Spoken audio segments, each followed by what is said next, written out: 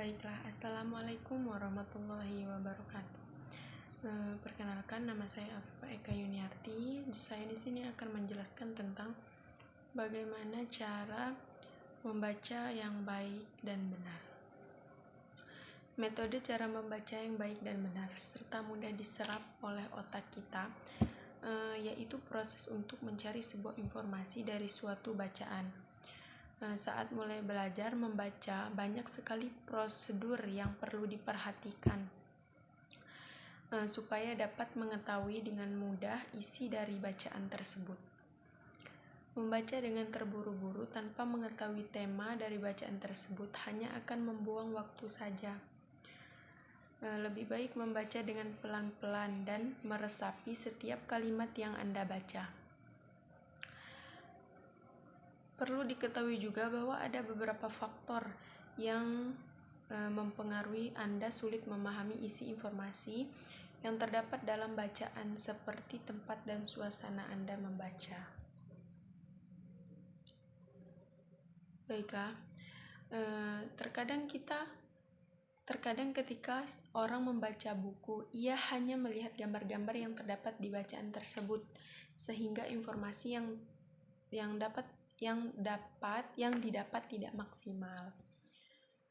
Sebenarnya membaca itu suatu hal yang sangat menyenangkan, dan Anda juga dapat memulai membiasakan membaca dari buku-buku yang membuat Anda terhibur, seperti novel, cerpen horor, cerpen lucu, dan sejenisnya. Kemudian untuk memudahkan memahami isi dari baca yang Anda baca, maka Ibu akan memberikan tips dan trik cara membaca agar cepat dipahami. Yang di sini 1, memperhatikan tanda baca. Ketika membaca, Anda harus memperhatikan tanda bacaan, yaitu tanda seru, tanda tanya, titik, koma, dan sejenisnya. Pada tanda bacaan, titik dan koma memiliki waktu berhenti yang berbeda. Untuk tanda titik itu memiliki waktu yang berhenti yang lebih lama dibandingkan tanda baca koma, sehingga intonasi bacaan pun menjadi lebih tepat dan enak didengar. Kemudian isi dari bacaan tersebut dapat dengan mudah diserap oleh otak kita. Oke, itu yang pertama. Yang kedua, posisi badan saat membaca. Posisi badan yang benar akan membuat diri Anda merasa lebih nyaman dan mudah untuk fokus ketika membaca. Posisi badan yang dianjurkan saat membaca yaitu dengan posisi duduk. Usahakan ketika duduk, badan Anda jangan membengkok atau miring ke kiri, miring ke kanan. Karena apabila kebiasaan tersebut terus dilakukan dapat membuat tulang belakang menjadi bengkok. Yang ketiga, jarak pandang saat membaca. Membaca dengan jarak yang tepat akan membuat Anda lebih fokus dan cepat memahami dari isi bacaan tersebut. Dan jarak mata dengan buku yang terlalu dekat akan membuat penglihatan menjadi terganggu, sehingga disarankan untuk memakai kacamata agar penglihatannya menjadi normal kembali. Untuk penglihatannya menjadi normal kembali, untuk menghindari hal tersebut, maka jarak yang dianjurkan saat membaca yaitu 30 meter. Yang keempat, mengetahui ide pokok utama. Penglihatan menjadi terganggu sehingga disarankan untuk memakai kacamata. Yang keempat, mengetahui ide pokok utama. Hal yang perlu Anda ketahui ketika membaca buku adalah ide pokok utama dari setiap paragraf yang Anda baca, sehingga Anda dapat dengan mudah mengetahui isi bacaan pada menyeluruh. Biasanya pokok utama pada setiap paragraf terletak di awal dan di akhir.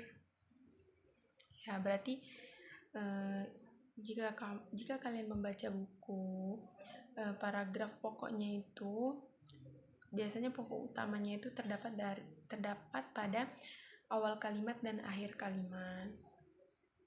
Maka berilah tanda dengan menggunakan Setelah paragraf terletak di awal, setelah Anda menemukan pokok utamanya, maka berilah tanda dengan menggunakan stabilo atau spidol dan memberi garis bawah pada kalimat yang penting. 5. Memberi tanda pada kalimat yang penting.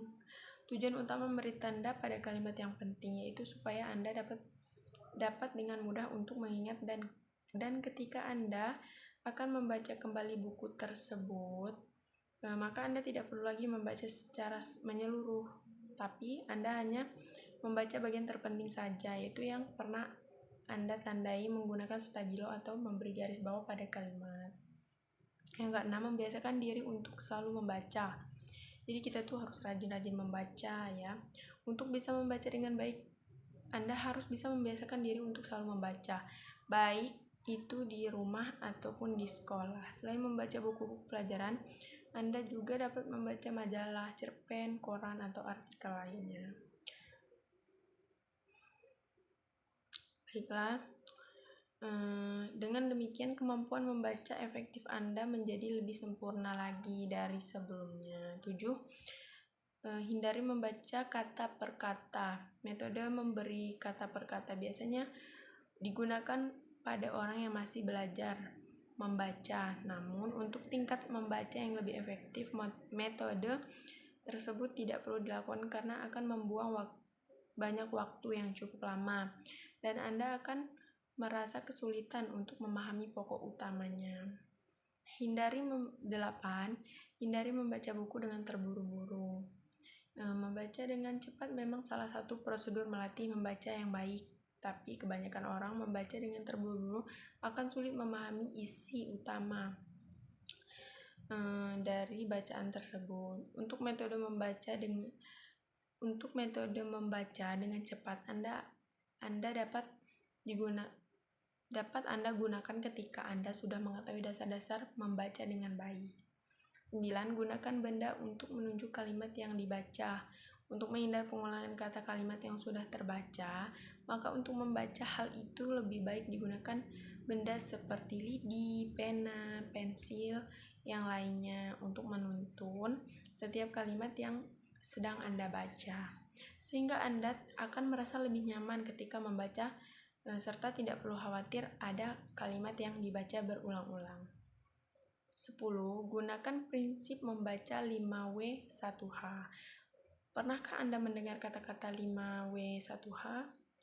Semua itu kependekan dari what, who, where, when, why, dan how. Ketika Anda belajar membaca mengenai berita, peristiwa, atau kejadian, maka 5W1H merupakan pokok-pokok dalam teks berita yang perlu Anda pahami. Baik, sampai sini pertemuan kita pada hari ini. Ibu ucapkan terima kasih. Wassalamualaikum warahmatullahi wabarakatuh.